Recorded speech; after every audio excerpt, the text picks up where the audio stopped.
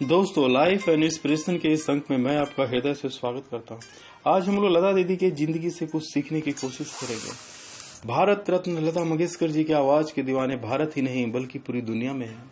विश्व प्रसिद्ध time magazine ने भी उनकी प्लेबैक सिंगिंग की दुनिया में उनके एक छत्र राज को स्वीकार किया है। उनका जन्म एक मिडिल क्लास फैमिली में पंडित दीननाथ मंगेशकर जी की बड़ी सुपुत्री के रूप में इंदौर में हुआ। उनकी माता जी का नाम श्रीमती मंगेशकर था। उनके पिताजी एक थिएटर चलाते थे और एक बहुत ही प्रभावी क्लासिकल सिंगर भी थे। उनके बचपन का नाम हेमा था। उनके पिताजी के थिएटर के एक प्ले भाव बंधन के किरदार लतिका से उनका नाम लता हो गया। उस कैरेक्टर से उनके पिताजी खासे प्रभावित रहा करते थे। लता दीदी ने 5 साल की उम्र से ही अपने पिताजी से संगीत सीखना आरंभ कर दिया था। बाद में उन्होंने अमन अली खान और अमानत खान से भी संगीत की शिक्षा ली।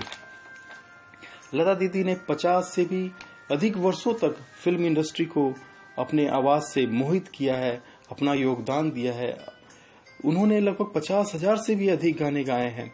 कई एक्ट्रेस जहां से नरगिस से लेकर प्रीति जिंटा तक के करियर को संवारने, सुधारने और उनको सफल बनाने में अपनी महत्वपूर्ण भूमिका निभाई है। 30 से भी अधिक भाषाओं में उन्होंने गाने गाए हैं और ये गानों की संख्या 50,000 से भी अधिक है। दोस्तों, 1942 में जब वो मात्र 13 वर्ष की थी, उनके पिताजी का अचानक से निधन हो गया। घर की हालत बहुत अच्छी ना थी। पूरे परिवार का बोझ उनके ऊपर आ गया। उनकी 3 बहनें थीं, उषा मंगेशकर, मीना मंगेशकर और आशा भोसले। उन्होंने सभी की परवरिश, सभी की देखरेख, घर चलाने, परिवार का भरण पोषण का जिम्मा अपने ऊपर लिया और उसके लिए तमाम उम्र संघर्ष किया और उनको सफल भी किया। अपनी कोशिशों को उन्होंने छोड़ा नहीं, अपनी कोशिशों को पूरी तरह से सफल किया। दोस्तों, पिताजी की मृत्यु के बाद पैसों की काफी किल्लत हुई। उन्हें अभिनय करना पसंद न था, मगर पैसों की किल्लत की वजह से उन्होंने अभिनय में भी अपना योगदान दिया। उन्होंने कुछ हिंदी और मराठी फिल्में की, जैसे मंगला गौरी 1942 में आई, शोभत बात चिमुकला संसार 1943 में आई, गज भाव 1944 की फिल्म थी, बड़ी माँ 1945, जीवन यात्रा 1946 और छत्रपति शिवाजी फिल्म 1952 में आई। उन्होंने अपना पहला गाना फिल्म कीर्ति हासिल के लिए गाया, मगर वह गाना फिल्म से हटा दिया गया। उनके पिताजी को फिल्मों में गाना उनके लिए पसंद नहीं था। वे चाहते थे कि लता दीदी एक क्लासिकल सिंगर बने, लेकिन उनके पिताजी के गुजर जाने के बाद जैसे उनका पूरा संसार ही बदल सा गया। अब दोस्तों, उनके जीवन में संघर्ष शुरू होता है। जब वो प्लेबैक सिंगिंग के लिए म्यूजिक डायरेक्टर के पास जाती तो हर कोई उसे उन्हें रिजेक्ट कर देता। लोग उन्हें कहते कि तुम्हारी आवाज बहुत पतली है, इस पतली आवाज के साथ हम गाने को फिल्म में नहीं रख सकते, तुम फिल्म में कोई और दूसरा कैरियर क्यों नहीं देखते। सभी जगह से रिजेक्शन का सामना करते करते अचानक वो एक बार गुलाम हैदर से मिली। गुलाम हैदर उनकी आवाज से काफी प्रभावित हुए। उन्होंने बहुत जगहों पर अपना रेफरेंस देकर लता दीदी को भेजा, लेकिन सभी जगह से उन्हें रिजेक्शन का ही सामना करना पड़ा। दोस्तों, 1948 की एक फिल्म आई मजबूर। उस फिल्म में गुलाम हैदर म्यूजिक डायरेक्टर थे और गाना था दिल मेरा तोड़ा कहीं का न छोड़ा। इस गाने ने लोगों के दिलों में अपनी जगह बनाई। 1949 में एक फिल्म आई जस्ट एक साल बाद, महल। उसका एक गाना आएगा आने वाला से उन्होंने भारी आवाज की दुनिया को जैसे खत्म कर दिया। इस गाने ने लोगों के दिलों में अटूट जगह बनाई, न मिटने वाली जगह बनाई और पूरी इंडस्ट्री पे वो छा गए। अब हर कोई उनकी आवाज को सुनना चाहते थे। उन्होंने कई सफल म्यूजिक डायरेक्टर के साथ काम किया, जैसे एस डी बर्मन, सलील चौधरी, खयाम आदि, और एक के बाद एक सफल फिल्में दी, जैसे 1950 की बैजू बाबरा, 1957 की मदर इंडिया, 1955 की देवदास, 1956 की चोरी चोरी और 1958 की मधुमती। 1958 की फिल्म मधुमती में सलील चौधरी के डायरेक्शन में एक गाना गाया उन्होंने, आजा रे परदेसी। इस गाने के लिए उन्हें फिल्म फेयर अवार्ड भी दिया गया। उन्होंने गाने को कई स्वरूप में गाया। 1952 की फिल्म बैजू बाबरा में उन्होंने मोहे भूल गए सावरिया, यह राग भैरवी पे बेस्ड था। इस तरह 1960 की फिल्म दिल अपना और प्रीत पराई में अजीब दास्तां है यह एक वेस्टर्न म्यूजिक पे बेस्ड सॉन्ग था।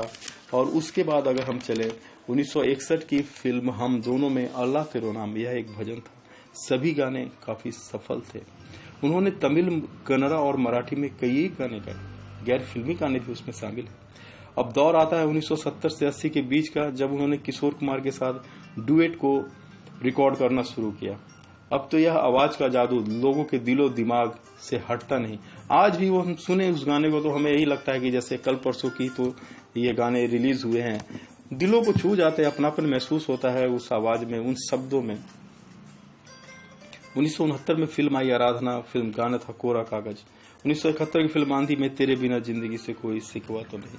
1975 की फिल्म अभिमान तेरे मेरे मिलन किए रहना। 1978 की फिल्म घर आपकी आंखों में कुछ। 1990 के दशक में भी उन्होंने फिल्म डायरेक्टर अनु मलिक, जतिन ललित और ए.आर. रहमान के साथ काम किया। हालांकि 1980 के बाद उन्होंने फिल्मों में गाना कम कर दिया था।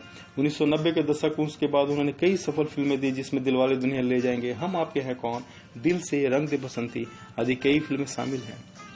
उन्होंने संघर्ष के दौरान कुछ फिल्मों में म्यूजिक डायरेक्टर का भी काम किया। 5 से 6 फिल्में थी, ये मराठी फिल्में थी। उन्होंने उषा मंगेशकर और आशा भोसले का साथ कभी नहीं छोड़ा, जब तक कि वो सफल न हो जाए अपनी जिंदगी में। बहनों ने और लता दीदी ने सब ने संगीत को ही अपना आजीविका चुना था, अपने पिताजी के समय से, जब वो उनसे सीखा करती थी। अब हम एक फाइनल टेकअवे लेते हैं। हम अपनी जिंदगी में हम क्या सीख सकते हैं लता दीदी से? वे हमेशा अपना सैंडल उतारकर स्टूडियो के अंदर जाया करती थी। मदन मोहन जी के साथ उनका एक खास रिश्ता था और ये रिश्ता था भाई बहन का। 1962 के युद्ध के बाद उन्होंने ये गीत ऐ मेरे वतन के लोगों को गाया।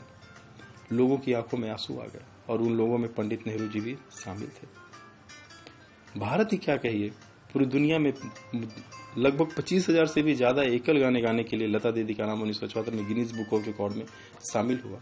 लेकिन यह तो शामिल तभी हुआ ना, जब उन्होंने संघर्ष से हार नहीं माना, वो पीछे नहीं हटी, वो आगे बढ़ती रही, संघर्ष करती रही। रास्ता मिलता गया, मुश्किल ही था, मगर वो आगे बढ़ती रही। रॉयल एल्बर्ट हॉल यूपी में गाने वाली वो प्रथम भारतीय थी। मुश्किल का एक दौर और भी आया 1963 में, जब लता दीदी को स्लो पॉइजन दिया गया। डॉक्टर कपूर उनके फैमिली डॉक्टर थे, जिन्होंने उनकी टेक केयर की और उनकी हिफाजत की।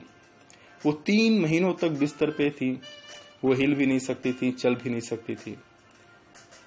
ऐसे में एक दिन क्या हुआ, संगीतकार हेमंत कुमार उनके घर आए और बोले कि लता जी आप ऐसे कब तक रहोगे, ये तो ठीक नहीं है, कोशिश करो, एक फिल्म है उसका हम लोग चलो एक गाना रिकॉर्ड करते हैं, आपकी तबीयत खराब होगी तो मैं आपको घर तक छोड़ जाऊंगा। गाना था कहीं दीप जले कहीं दिल। हौसला और हिम्मत ऐसा दोस्तों की उस गाने ने फिल्म फेयर अवार्ड लिया।